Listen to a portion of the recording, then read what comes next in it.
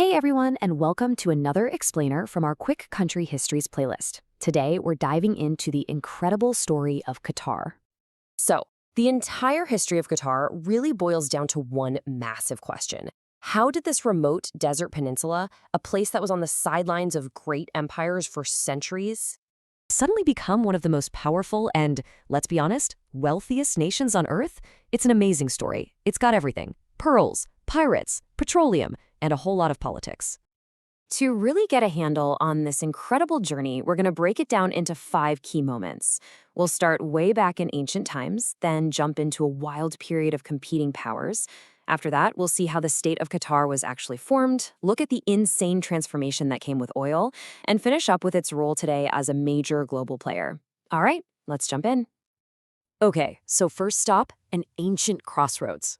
It's easy to think of Qatar as this super modern futuristic place, right? But believe it or not, people have been living here for something like 50,000 years. This place has been part of the bigger world story for a long, long time. And what's so fascinating when you look at this timeline is just how consistent its story is. I mean, for thousands of years, from Neolithic settlers all the way through the great Persian Sasanian Empire, Qatar's importance was always tied to its coast. It was the go-to spot for pearls for the Dilmun civilization, a key base for Parthian trade ships, and then around 628 AD, everything changes when Islam arrives, completely reshaping the culture of the whole region. And hey, it wasn't just about pearls. Check this out. This shows one of Qatar's earliest and coolest industries. We're talking way back, 2nd millennium BC. The Cossacks were running a massive dye industry here. They would crush millions of these murex snails to create that legendary Taurian purple dye. This was a huge luxury good exported all the way to Mesopotamia. Right there, that's an early sign that this little peninsula was a serious resource hub. Now, this role as a trading hub really hit its peak during the golden age of the Abbasid Caliphate. Qatar became this absolutely essential stop for ships sailing the maritime Silk Road. Think about it. Archaeologists are digging up Chinese porcelain and even West African coins here. This was no sleepy backwater. It was a bustling, thriving center for global trade. But you know how it goes. Great empires don't last forever. And when the caliphates started to weaken, it created a massive power vacuum. This kicked off a long and often really brutal struggle for who would control the peninsula, an era defined by, you guessed it, pearls, pirates, and powerful neighbors. So the key conflict during this time was this constant tug of war. On one side, you've got the Al Khalifa family, ruling from nearby Bahrain, who basically saw Qatar as their property.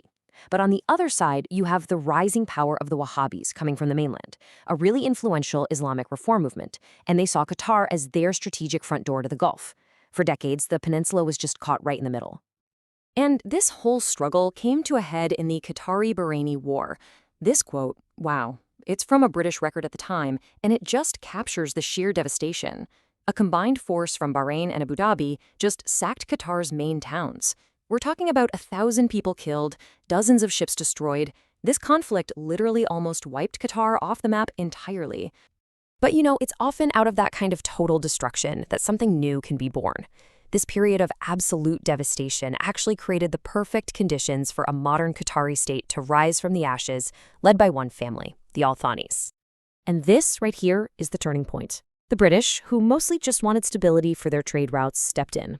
A guy named Colonel Louis Pelly forced a settlement that, for the very first time, recognized Qatar as its own separate thing, not just part of Bahrain. And, crucially, it named Mohammed bin Thani as the leader of its tribes. This document is basically the birth certificate of modern Qatar. Okay, so with 1868 was the diplomatic birth. Then 1893 was the military confirmation. The Ottoman Empire tried to flex its muscles and take direct control, but Jassim bin Mohammed Al Thani, he wasn't having it. He rallied a Qatari force, and in a brilliant move, they ambushed and defeated the Ottomans. This victory was huge. It didn't get them full independence just yet, but it secured their autonomy and cemented the Al Thani family as the undisputed leaders of the peninsula. No question. All right, now we get to the most dramatic plot twist in Qatar's entire story, the Great Oil Transformation. This is the moment the country pivots from an ancient economy built on pearls to a modern one, built on, well, black gold. But to really get the insane impact of oil, you have to understand just how desperate things were right before it. See, in the 1920s, Japan started producing cultured pearls, and it completely crashed the global market. Qatar's main source of income for centuries just vanished overnight. The country was plunged into this deep, deep poverty. And then this happened. Just 5 years after they signed a deal with the British oil company, they struck high-quality oil in a place called Dukhan. This wasn't just a lucky break. This was the discovery that would save the country from ruin and completely rewrite its future. And all that new oil money gave Qatar the confidence, and more importantly, the resources, to finally stand on its own 2 feet. So when Britain announced it was pulling out of the region and a plan to join up with its neighbors in a bigger federation fell through, Qatar was ready.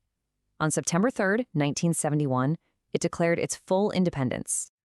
And that brings us to our final chapter, Qatar's rise as a modern global player. The big question is, what does a newly independent, fantastically wealthy nation do with all that influence on the world stage? Well, a huge part of the answer starts with this bloodless coup in 1995. It brought a new, much more reform-minded emir to power. And what followed was just this series of radical changes that opened Qatar up to the world. They launched Al Jazeera, which totally changed the media game in the Middle East, giving people a platform for debate like never before. Then came the country's first ever elections and a new constitution. It was a clear signal that Qatar was heading in a whole new direction. Of course, charting your own path like that also leads to some major challenges. And the biggest one was definitely the 2017 diplomatic crisis. A group of its neighbors, led by Saudi Arabia and the UAE, cut all ties and set up a blockade. They accused Qatar of having ties to terrorist groups in the region. That standoff went on for almost 4 years before a deal was finally brokered to end it in early 2021. And that brings us right up to today. When you step back and look at it, from a nearly forgotten Pearl Coast to a global energy superpower and a major diplomatic player, Qatar's journey has been nothing short of extraordinary. So it leaves us with one last big question. After navigating centuries of conflict and transformation, what new challenges are going to shape Qatar's next chapter, especially in a world that's slowly trying to move beyond oil? Hey, if you enjoyed this story, you should definitely check out the other videos in our Quick Country Histories playlist. And for more explainers like this one, make sure you subscribe to Notebook Summaries.